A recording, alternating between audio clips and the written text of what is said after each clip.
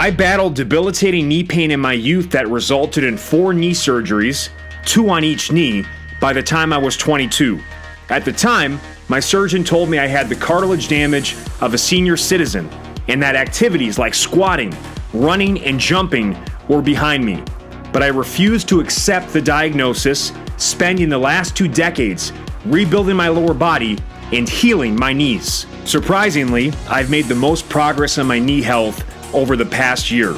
A big part of that was this exact 10-minute kneeling mobility flow I developed during the pandemic. My knees are less stiff and they make less of those annoying and distracting clicking and cracking sounds too. Plus, I now experience little to no post-workout swelling. Swelling isn't just uncomfortable, but it deactivates the VMO, or Vastus Medialis Obliquus, a critical quad muscle for knee health and lower body performance that resembles a teardrop. I highly recommend wearing knee sleeves and using a heating pad for best results. The knee sleeves provide support and warmth, plus a flexion gapping effect that mobilizes the joint capsule to make your knees more bendable. The heating pad passively warms the entire joint, which has a notoriously poor blood supply. Heat is always a treat to achy joints, and you'll get so much more out of each mobility session with this accelerator. Spend 2 minutes in each of the following positions in the exact order listed, switching sides halfway for all single-sided positions. 1. Flexion gapping. 2. Prayer shape, flexion emphasis. 3. Bridge shape, extension emphasis. 4. Lunge shape. And 5. Lateral hinge shape. Use elongated inhales through the nose and full exhales through the mouth for best results.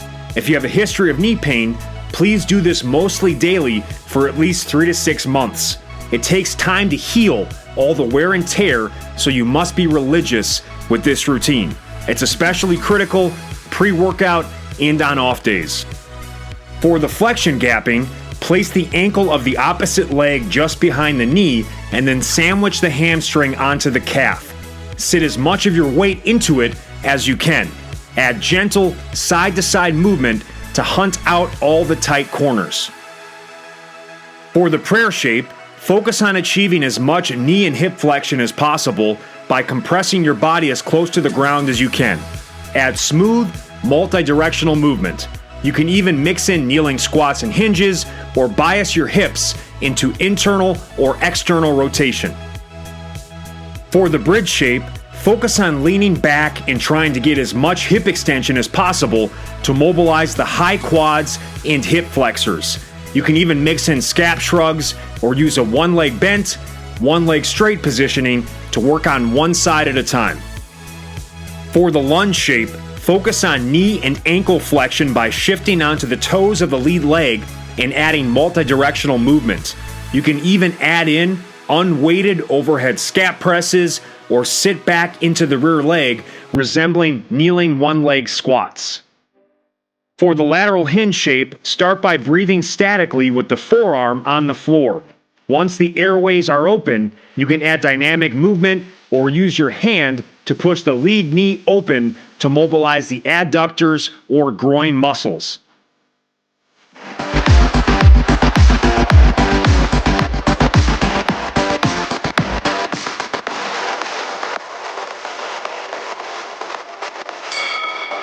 Flexion gapping.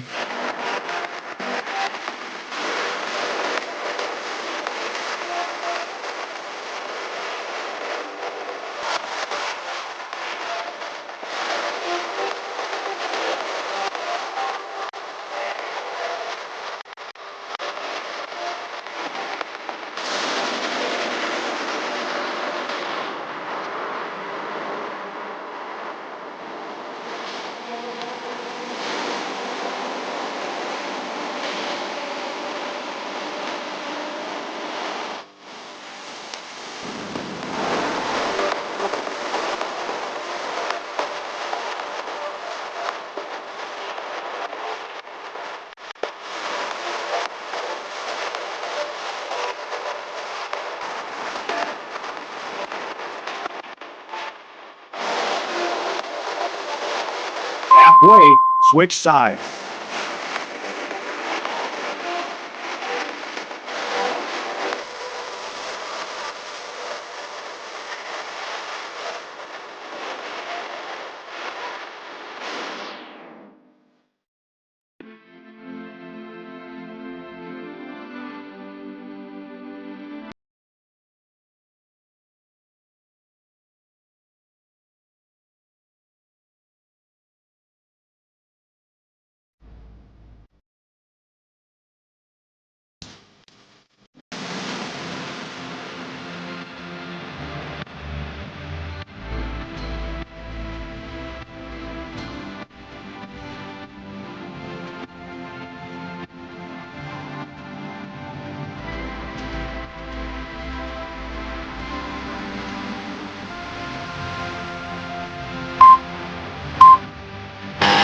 Prayer shape.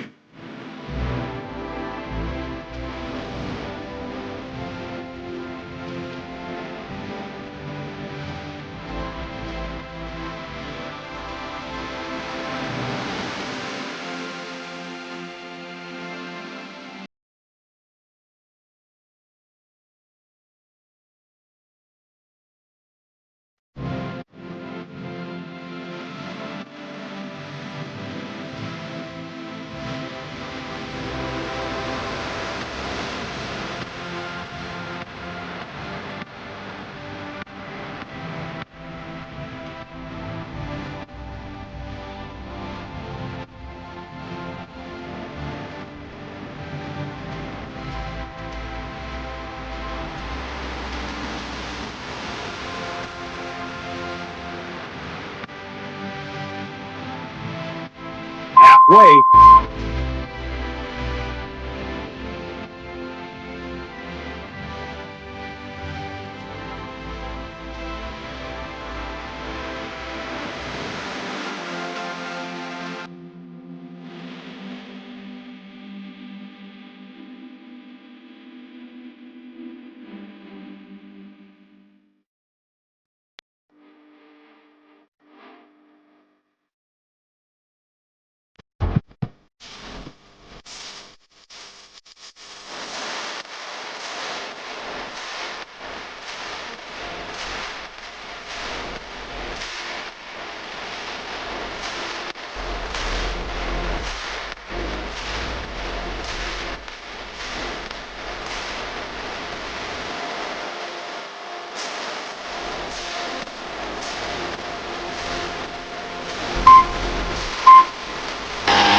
Bridge shape.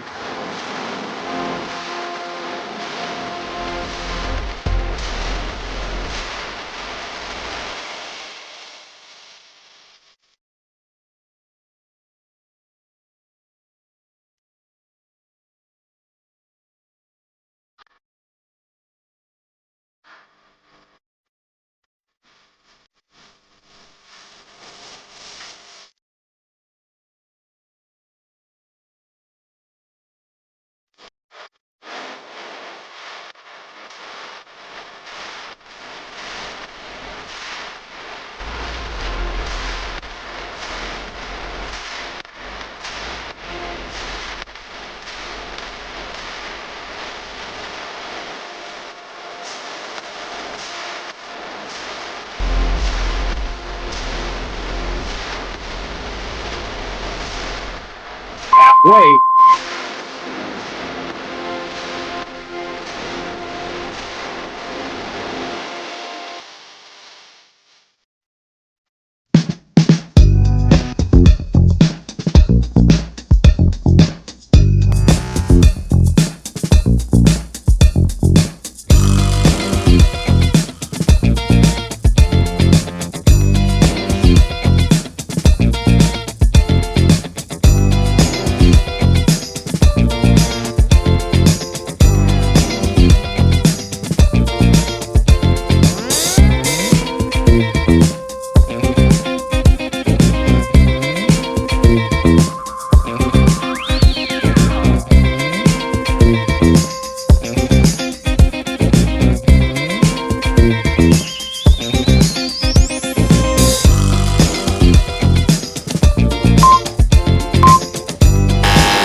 lunge shape.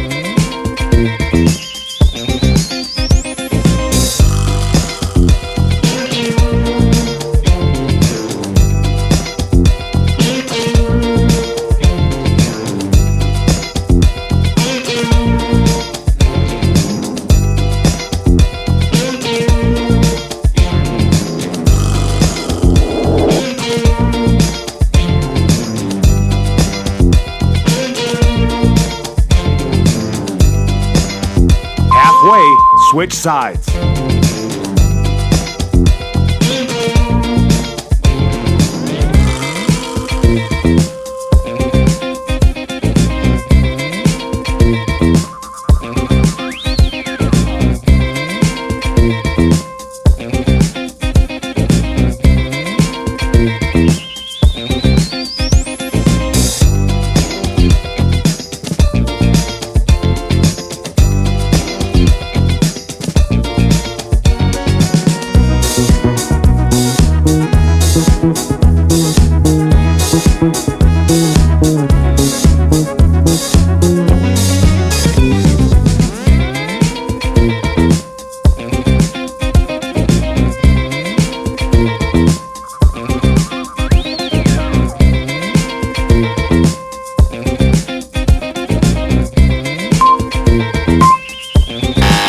Lateral hinge shape.